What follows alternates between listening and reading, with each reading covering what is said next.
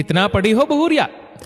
कुछ महीने पहले ही ब्याह कर उस घर में आई और आते ही घर भर की चहेती बन चुकी सुहानी से आज अचानक अपने मायके पधारी बुआ सास पूछ बैठी, बीए पास हो बुआ जी? झटपट रसोई का काम निपटाती गूंथे हुए आटे की लोई को अपनी दोनों हथेलियों के बीच रख गोल आकार देती सुहानी मुस्कुराई। कितने साल लगे बीए तक की पढ़ाई करने में? परिवार की बहुओं के टांग खींचने का कोई मौका हाथ से नहीं जाने देने वाली बुआ सास आज उस घर की नई बहुरिया सुहानी का आकलन करने वही पड़ी मचिया खींच पालथी मारकर बैठ गई।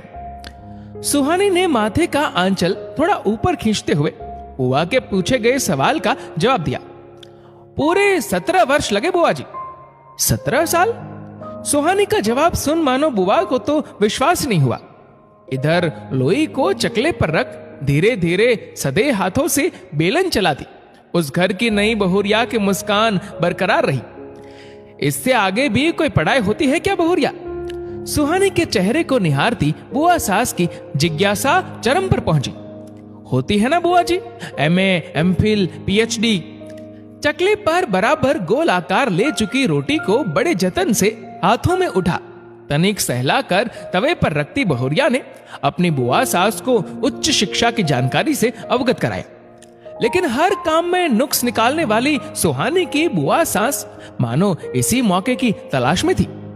अच्छा बहुरिया, वह कौन सी पढ़ाई होती है जिसे करने के बाद औरत को रोटी बेलने से छुटकारा मिल जाता है?